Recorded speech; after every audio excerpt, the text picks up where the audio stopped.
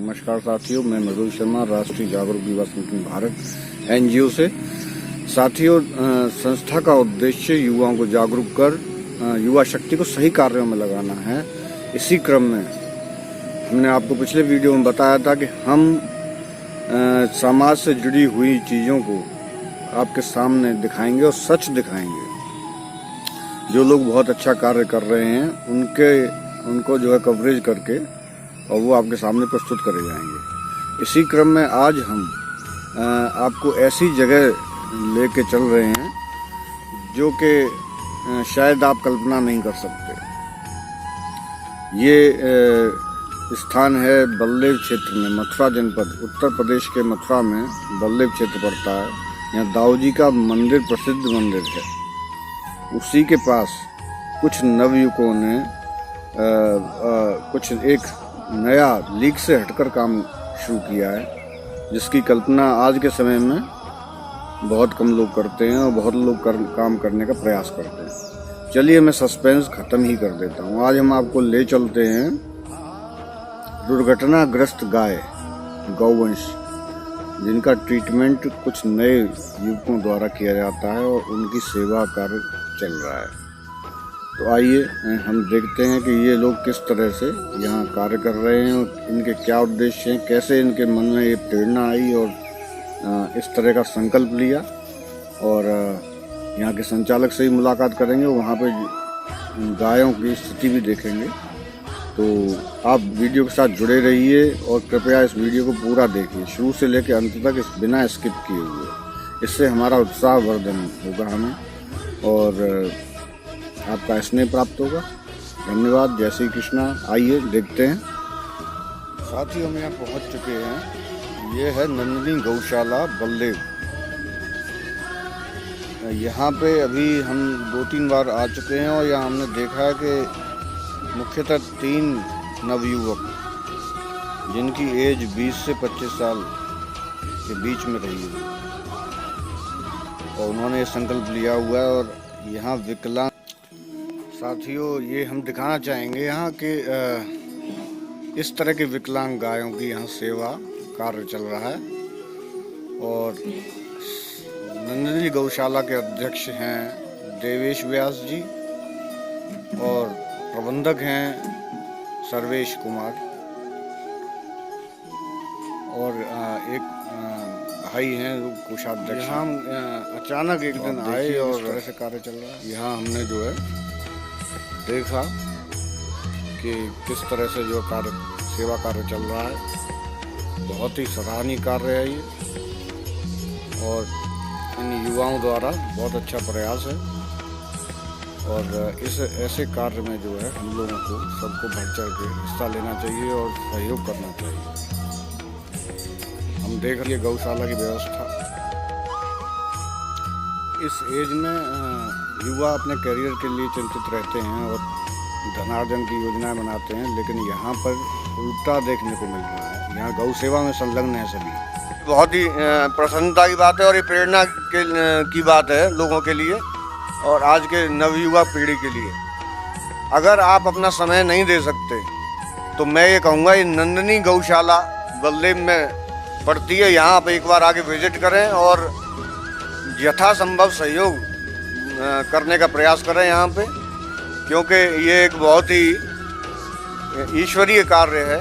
आप लोग यहाँ पे आएँ, विजिट करें और यहाँ इस तरह से देखिए गौवंश किस तरह विकलांग गौवंश है। यहाँ पे देखिए ये विकलांग गाय है और इसका पैर नहीं है।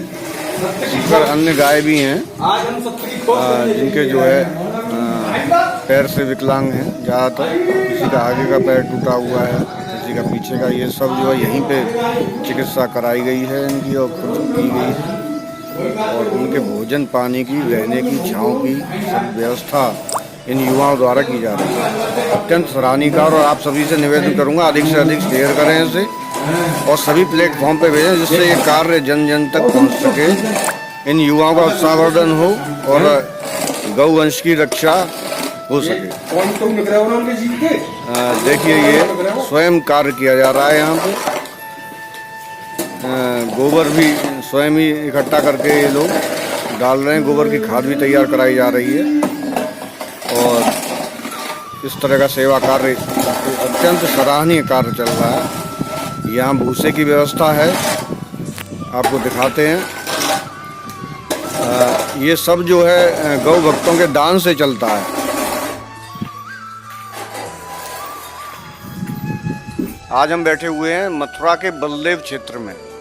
यहाँ नंदनी गौशाला ट्रस्ट है, जो कि युवाओं के द्वारा शुरू की गई है, और ट्रस्ट के संचालक देवेश व्यास जी से आपकी मुलाकात कराते हैं। इन्होंने ये प्रेरणा कहाँ से ली और कैसे इसकी शुरुआत हुई, इसके बारे में जानते हैं। देवेश व्यास जी, आपका स्वागत है हमारे कार्यक्रम में। बताएं कि ये शुरुआत कैसे हुई।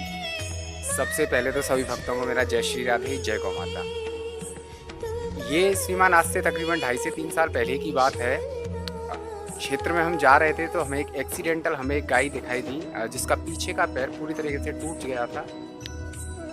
तो एक मानवता के नाते हम उस गाय को अपने पास हम लेकर के आ गए। हमने उसका 2-3 महीने तक हमने उस ट्रीटमेंट किया, उस गाय को अपने पास में रखा। तो एक हमें ऐसा लगाव बना उस गाय से कि हम उसे फिर छोड़ नहीं पाए। उसके बाद फिर धीरे धीरे एक गाय और हमें मिली, फिर 1 से 2, 2 से 3, 3 से 4, और आज राधा रानी की कृपा से तकरीबन 100 के करीब ऐसे गौवंश हैं विकलांग, जिनकी हम सेवा हम कर रहे हैं। और क्षेत्र में हमें जहाँ भी विकलांग हमें गौवंश, अक्सर जो दूध दोहन करने वाले जो लोग होते हैं, वो जब बछड़ा बड़ा हो जाता है या गाय दूध देना बंद कर देती है, वृद्ध हो जाती है, तो उन गायों को छोड़ देते हैं। तो इस अवस्था में गायों के ज़्यादातर एक्सीडेंट होते हैं वाहनों से। तो फिर उन गायों को हम गौशाला में हम लाने लगे और उनका उपचार करने लगे। और राधा रानी की कृपा से 3 साल से निरंतर यह कार्य ऐसे ही बढ़ता जा रहा है। बहुत ही अच्छा और ये प्रेरणादायक काम आप लोग कर रहे हैं। लेकिन हम ये जानना चाहेंगे कि इस उम्र में लोग जो है अपने कैरियर की चिंता करते हैं या गलत रास्ते भी पकड़ लेते हैं बहुत सारे। आपने ये कहाँ से, मतलब ये आपके अंदर ये जागृत हो गई कि हमें गौ सेवा ही करनी? जी देखिए, विशिष्ट बात तो ये है कि राधा रानी की कृपा ही कहूँगा। उनकी कृपा के बिना तो कुछ नहीं होता है। और अगर सांसारिक भाषा में अगर मैं कहूँ तो मनुष्य वो कार्य करता है जिससे उसे सुख की प्राप्ति होती है, जो उसका लक्ष्य होता है। तो मुझे कहीं ना कहीं ऐसा लगता है कि मुझे इनके साथ रहने में एक अनूठा एक मुझे आनंद प्राप्त होता है। और जो मेरा ध्येय था वो राधा रानी की कृपा से पथ पर अग्रसर है। और अगर ठाकुर जी ने चाहा तो इससे भी भव्य और विशाल गौशाला में सेवा करने का हमें अवसर मिले।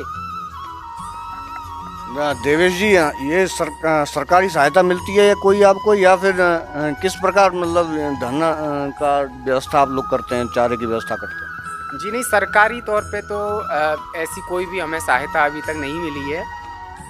हाँ, पर यहाँ की व्यवस्था के लिए, चारे की व्यवस्था के लिए जो भी अपने जो क्षेत्र के जो भक्त लोग हैं, और बहुत सारे भक्त ऐसे हैं जो हमारे फेसबुक पेज से या सोशल मीडिया के जरिए जो हमारी गौशाला से जो जुड़े हुए हैं, तो उन्हीं भक्तों के सहयोग से यह सेवा ऐसे चल रही है। अगर गौशाला में चारे का कभी अभाव होता है या गौशाला निर्माण में किसी भी चीज़ का अगर अभाव होता है, तो भक्तों के बीच में हम इस बात को हम रखते हैं। और उन्हीं के सबके सहयोग से और राधा रानी की कृपा से अभी तक तो ऐसे चल रहा है। बहुत बहुत धन्यवाद देवेश जी। कोई संदेश अगर आप देना चाहें हमारे दर्शकों को तो आप दे सकते हैं। जी बिल्कुल, मैं सभी से एक बात कहना चाहूँगा कि हमारी सनातन धर्म में गाय को शुरू से ही माँ का दर्जा दिया गया है। और आज मुझे बड़ा कष्ट होता है, बड़ी असहनीय पीड़ा होती है कि एक माँ सिर्फ अपनी उदर पूर्ति के लिए रोडों पे धक्के खाने के लिए मजबूर है। खेतों में से उसे भगा दिया जाता है, डंडे मार दिए जाते हैं, बल्लम कुचा दी जाती है। और सिर्फ उस माँ का कसूर इतना है कि वो अपनी उदर पूर्ति के लिए वो घूमती है। तो हम सभी सनातनी हैं, हिंदू हैं, तो सभी से मेरा यही आग्रह है कि गौ माता के प्रति अपना भाव रखें।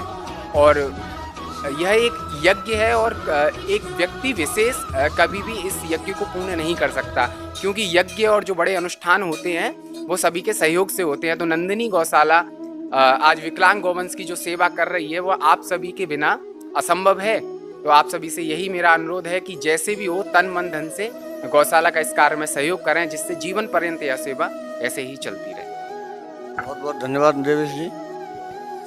साथियों, दर्शकों, जैसा कि आपने देखा कि कितनी कम उम्र के युवा और इस तरह का कार्य कर रहे हैं, ये एक प्रेरणा योग्य कार्य है। आप लोग इससे प्रेरणा ले सकते हैं। अगर यदि आप ये सारी व्यवस्थाएं नहीं बना सकते, गौ सेवा के लिए समय नहीं निकाल पा रहे हैं किसी कारणवश, और गौ भक्त हैं आप, तो आप नंदिनी गौशाला ट्रस्ट, जो कि यहाँ स्थित है बलदेव क्षेत्र में, मथुरा के बलदेव क्षेत्र में, आप आइए और यहाँ जो भी संभव हो सके आप योगदान दे सकते हैं। आप अगर आने में अक्षम हैं तो आप जो है हम डिटेल यहाँ दे देंगे, आप दान दे सकते हैं अपने ऑनलाइन और सहयोग प्रदान कर सकते हैं। इसी के साथ जय श्री कृष्णा, जय श्री राधे, नमस्कार।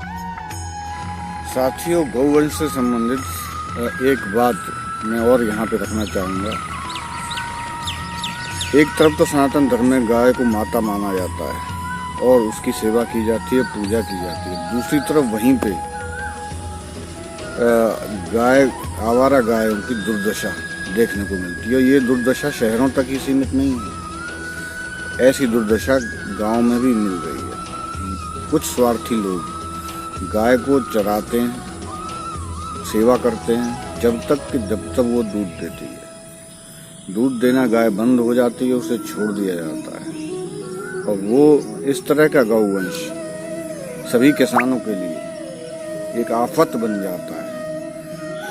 फसल के टाइम पे सभी किसान अपने अपने खेतों पे खड़े रहते हैं। गौवंश जो आवारा होता है वो उनकी फसलों को नुकसान न पहुंचाए, इसके लिए वो रोक टोक, जिस तरह से फसल को बचाने के लिए जंगली जानवरों के साथ बर्ताव होता है, उसी तरह का बर्ताव वो किसान भाई करते हैं। इस समस्या का कोई सॉल्यूशन अवश्य होना चाहिए। इसके सॉल्यूशन के लिए जगह जगह गौशालाओं की स्थापना की गई है, और गौशालाओं का संचालन करना एक बहुत बड़ी टेढ़ी खीर हो जाता है कि जब उस गौशाला के लिए किसी का कोई सहयोग न मिल पाए। जब आप और हम हिंदू धर्म से हैं तो हमारा आपका कर्तव्य बनता है कि हम कुछ न कुछ अंशदान कर करके गौवंश का लालन पालन में सहयोग प्रदान किया करें और ऐसी गौशालाओं को सपोर्ट किया करें।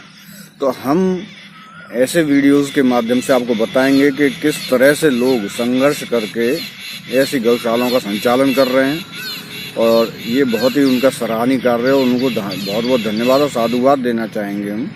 और आपको हम इस वीडियो के माध्यम से, इस चैनल के माध्यम से आपको दिखाएंगे कि किस तरह से लोग संघर्ष करके सामाजिक कार्य करते हैं। उन सामाजिक कार्यों में एक यह कार्य भी है, और ये धर्म से भी जुड़ा हुआ कार्य है, गौशाला संचालन। तो आप लोग देखिए और हमें प्रोत्साहित कीजिए, लाइक शेयर कमेंट्स करके इस वीडियो को अंत तक पूरा देखिए, और इसे जो है शेयर अवश्य कीजिए, जिससे कि ज़्यादा से ज़्यादा लोगों तक ये पहुंच सके और हमें आपका स्नेह प्राप्त हो सके। जय श्री राधे।